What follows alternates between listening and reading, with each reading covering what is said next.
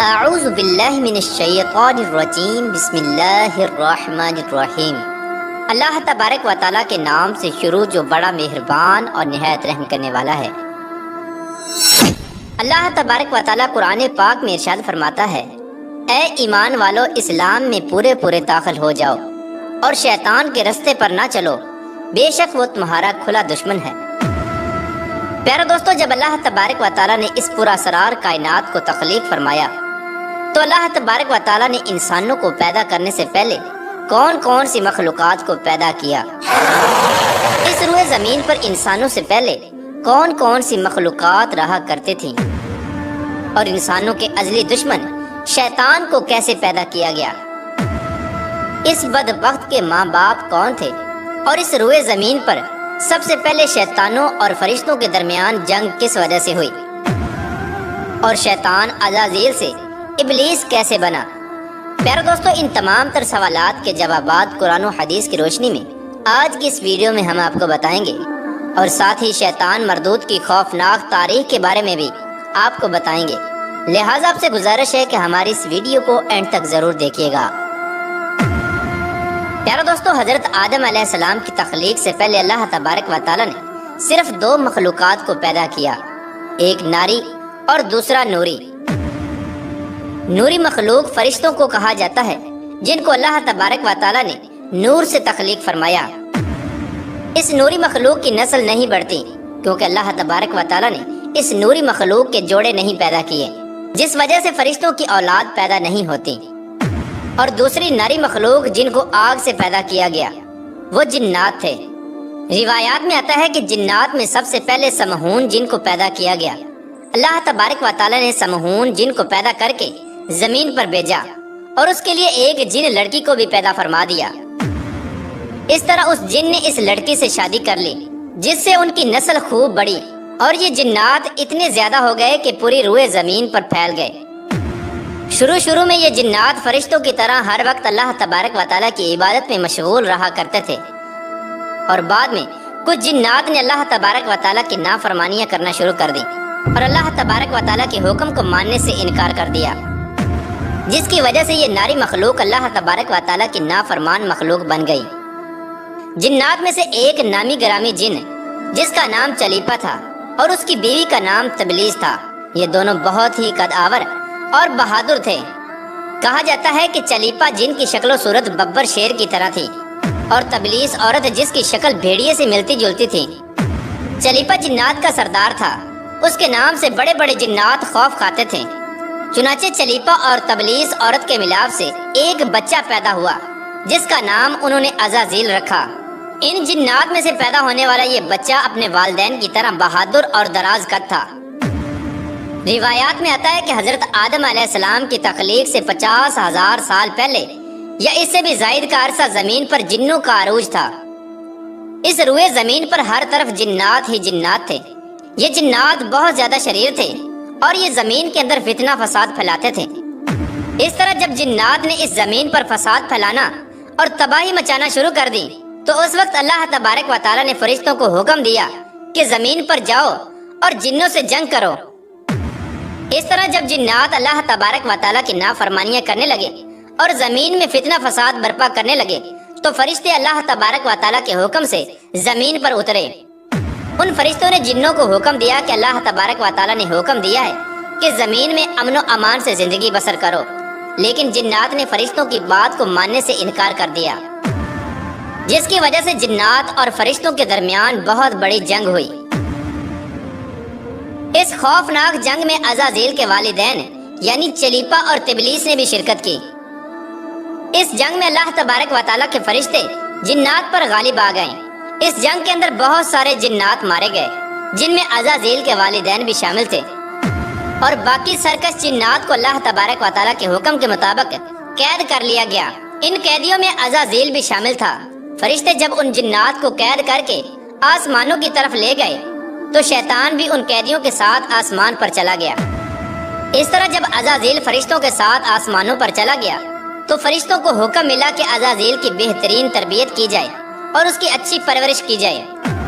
فرشتوں نے عزازیل کو عبادت کرنے کے بہترین طریقوں سے آگاہ کیا، جس کی وجہ سے عزازیل اللہ تبارک و تعالیٰ کا ایک عبادت گزار بندہ بن گیا۔ اس طرح عزازیل نے اللہ تبارک و تعالیٰ کی عبادت کرنا شروع کر دی اور اللہ تبارک و تعالیٰ کی بارگاہ میں بہت بڑا مقام حاصل کر لیا۔ اس دوران عزازیل بہت قابل اور عقل مند بن گیا، اس کے پاس بہت زیادہ علم آ گیا۔ اس وقت اللہ تبارک و تعالیٰ نے عزازیل کو فرشتوں پر استاد مقرر کر دیا۔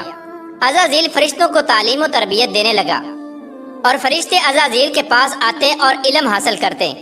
فرشتے عزازیل کو نیک اور پرہیزگار کہا کرتے تھے۔ حضرت کعب بن احبار رضی اللہ تعالیٰ عنہ بیان کرتے ہیں کہ عزازیل 40,000 سال تک جنت کا خزانچی رہا اور 80,000 سال تک وہ فرشتوں کے ساتھ رہا اور 20,000 سال تک عزازیل فرشتوں کو تعلیم و تربیت دیتا رہا۔ اس کا مقام اللہ تبارک و تعالیٰ کی بارگاہ میں اتنا زیادہ ہو گیا کہ اللہ تبارک و تعالیٰ کے سب سے مقرب فرشتے حضرت جبرائیل علیہ السلام، حضرت میکائیل علیہ السلام، حضرت اسرافیل علیہ السلام اور حضرت عزرائیل علیہ السلام بھی عزازیل سے تعلیم و تربیت حاصل کیا کرتے تھے۔ پیارا دوستو، اللہ تبارک و تعالیٰ اس کائنات کا حقیقی مالک ہے، اس سے کوئی بھی چیز پوشیدہ نہیں ہے۔ اللہ تبارک و تعالیٰ کو اس بات کا علم تھا کہ یہ عزازیل ایک دن میرے حکم کو جھٹلا دے گا اور اس کا خاتمہ کفر پر ہوگا۔ چنانچہ ایک دن عزازیل کا گزر لوح محفوظ کے قریب سے ہوا تو عزازیل نے لوح محفوظ پر دیکھا جس پر لکھا ہوا تھا کہ میں شیطان مردود سے اللہ کی پناہ مانگتا ہوں۔ اس تحریر کو پڑھنے کے بعد تقریباً 2000 سال تک عزازیل روتا رہا اور اللہ تبارک و تعالیٰ کی عبادت میں مصروف رہا۔ عزازیل اللہ تبارک و تعالیٰ کی بارگاہ میں یہ سوال کرنے لگا، یا رب العالمین، یہ اتنا بڑا شیطان مردود کون ہے جس سے پناہ مانگی جا رہی ہے؟ عزازیل کے سوال کا جواب دیتے ہوئے اللہ تبارک و تعالیٰ نے ارشاد فرمایا کہ میں نے ایک بندے کو اپنی ہر نعمت سے نوازا ہے۔ وہ بندہ ایک دن میرے حکم کو ماننے سے انکار کرے گا جس کی وجہ سے اس کی ساری عبادت ضائع ہو جائے گی اور وہ شیطان بن جائے گا۔ اللہ تبارک و تعالیٰ کا یہ فرمان سننے کے بعد عزازیل ہر وقت یہ سوچتا رہتا کہ وہ شیطان مردود کون ہوگا۔ چنانچہ عزازیل نے اللہ تبارک و تعالیٰ سے کہا کہ یا رب العالمین، میں اس شیطان مردود سے ملنا چاہتا ہوں۔ تو اس وقت اللہ تبارک و تعالیٰ نے عزازیل کو فرمایا کہ تو جلد ہی اس بندے کو دیکھ لے گا۔ اللہ تبارک و تعالیٰ کا یہ فرمان سننے کے بعد ایک بار پھر شیطان کئی ہزار سال تک اللہ تبارک و تعالیٰ کی عبادت میں مصروف رہا۔ پھر اس کے بعد اللہ تبارک و تعالیٰ نے فرشتوں میں یہ اعلان کیا کہ میں زمین پر اپنا خلیفہ مقرر کرنے والا ہوں۔ عزازیل کو جب اس بات کا علم ہوا کہ اللہ تبارک و تعالیٰ ایک ایسے انسان کو پیدا کرنے جا رہا ہے جس کے پتلے کو بنانے کے لیے آسمانوں اور زمینوں سے مٹی کو اکٹھا کیا جا رہا ہے، چنانچہ جب اللہ تبارک و تعالیٰ نے حضرت آدم علیہ السلام کے پتلے کو پیدا کیا تو اس پتلے کو 40,000 سال تک اسی طرح پڑا رہنے دیا، تو وہ پتلا 40,000 سال تک اسی طرح پڑا رہا، اس میں جان نہ ڈالی۔ چنانچہ جب فرشتے حضرت آدم علیہ السلام کے پتلے کے قریب سے گزرتے تو بہت حیرت زدہ ہو کے اس کو دیکھتے، اور جب عزازیل کا گزر حضرت آدم علیہ السلام کے پتلے کے قریب سے ہوتا تو یہ نفرت کی وجہ سے حضرت آدم علیہ السلام کے پتلے کو اذیت دیتا، کیونکہ عزازیل یہ سمجھتا تھا کہ اللہ تبارک و تعالیٰ کے خلیفہ بننے کے لائق صرف میں ہی ہوں، اسی وجہ سے وہ حضرت آدم علیہ السلام کے پتلے کو اذیت دیتا۔ جب عزازیل حضرت آدم علیہ السلام کے پتلے کو مارتا تو اس کے اندر سے مٹی کے کھنکنے کی آواز آتی۔ چنانچہ جب اللہ تبارک و تعالیٰ نے حضرت آدم علیہ السلام کو تخلیق فرمایا اور اس کے اندر روح بھی داخل کر دی تو اس دن اللہ تبارک و تعالیٰ نے سب فرشتوں کو حکم دیا کہ سب میرے پاس اکٹھے ہو جاؤ۔ جب سارے فرشتے اللہ تبارک و تعالیٰ کی بارگاہ میں حاضر ہو گئے تو اللہ تبارک و تعالیٰ نے حکم دیا کہ میں زمین پر اپنا ایک بندہ پیدا کرنے والا ہوں جو زمین پر جا کر میرے حکم کی تعمیل کرے گا۔ تو اس وقت فرشتوں نے اللہ تبارک و تعالیٰ کی بارگاہ میں عرض کی، یا رب العالمین، یہ بندہ زمین پر جا کر تیرا نافرمان ہو جائے گا، ہم تو ہر وقت تیری عبادت میں مصروف رہتے ہیں۔ تو اللہ تبارک و تعالیٰ نے ارشاد فرمایا، جو کچھ میں دیکھ رہا ہوں وہ تم نہیں دیکھ سکتے۔ اس وقت سب فرشتوں کو حکم دیا گیا کہ حضرت آدم علیہ السلام کو سجدہ کرو، تو تمام فرشتے اللہ تبارک و تعالیٰ کے حکم کے مطابق حضرت آدم علیہ السلام کو سجدہ کرنے کے لیے جھک گئے، لیکن عزازیل نے حضرت آدم علیہ السلام کو بغض اور تکبر کی وجہ سے سجدہ نہ کیا۔ اس وقت اللہ تبارک و تعالیٰ نے عزازیل سے پوچھا کہ تم نے سجدہ کیوں نہیں کیا؟ اس وقت عزازیل تکبر اور غرور میں آ کر بولنے لگا، اے رب العالمین तूने मुझे आग से पैदा किया और इस पुतले को मट्टी से पैदा किया, मैं इस मट्टी के पुतले से कई दर्जे बेहतर हूँ। अज़ाज़ील की ये बात सुनकर अल्लाह तबारक व तआला ने अज़ाज़ील को वहाँ से निकल जाने का हुक्म दिया। अल्लाह तबारक व तआला ने अज़ाज़ील से फरमाया कि यहाँ से चला जा, तू शैतान मरदूद हो चुका है, तुम पर क़यामत तक मेरी लानत होती रहेगी। उस वक्त अज़ाज़ील को इस बात का इल्म हुआ कि लोहे महफूज पर जिस शैतान का जिक्र था वो दर हकीकत मैं ही हूँ। इस तरह जब अज़ाज़ील अल्लाह तबारक व तआला की नाफरमानी की वजह से शैतान मरदूद बन गया तो शैतान मरदूद अल्लाह तबारक व तआला से कहने लगा, ऐ रब्बुल आलमीन, मैं चाहता हूँ कि मुझे क़यामत के दिन तक जिंदा रहने की मोहलत दी जाए।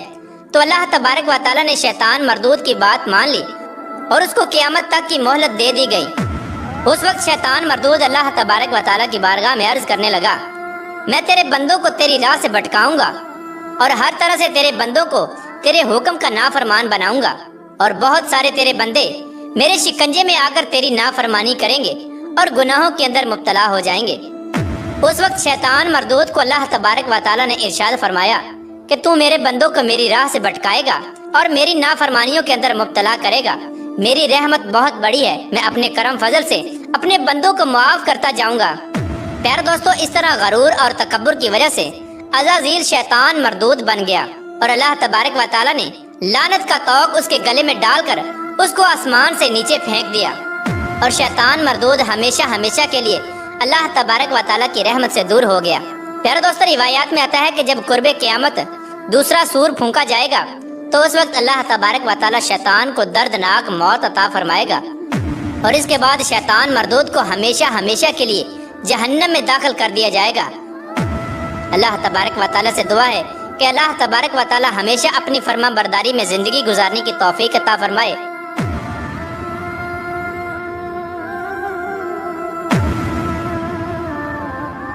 करते हैं कि आज के दौर के बंदरों में से क्या कोई बंदर उनकी नस्ल में से भी मौजूद है या आज के दौर में पाए जाने वाले बंदर उन्हीं बंदरों की नस्ल में से हैं। इसके मुताल्लिक़ रिवायात में आता है कि हज़रत अब्दुल्ला बिन मसऊद रज़ी अल्लाह तआला अन्हु से रिवायत है कि हज़ूर पाक सल्लल्लाहु तआला अलैहि वसल्लम से किसी ने सवाल किया कि आज के बंदर क्या हज़रत दाऊद अलैहिस्सलाम की कौम से हैं। तो हज़ूर नबी करीम रऊफ़ुर रहीम सल्लल्लाहु तआला अलैहि वसल्लम ने इरशाद फरमाया कि अल्लाह तबारक व तआला जिस कौम पर अज़ाब भेजता है या उनकी शक्लों को मसख करता है तो ये अज़ाब उन्हीं पर होता है जिन पर वो अज़ाब नाजिल हुआ था और उसके बाद अल्लाह तबारक व तआला उन लोगों को हलाक कर देता है और उनकी आगे नस्ल नहीं बढ़ती। इसलिए ये बात गलत है कि कुछ लोग ये सोचते हैं कि आज के बंदरों में भी हज़रत दाऊद अलैहिस्सलाम की कौम के बंदर बनने वालों की नस्ल मौजूद है। ऐसा कुछ भी नहीं है। वो लोग सिर्फ और सिर्फ 3 दिन जिंदा रहे और उसके बाद सब के सब हलाक हो गए और अल्लाह तबारक व तआला ने उस कौम के नाफरमानों को सफ़ाए हस्ती से मिटा दिया।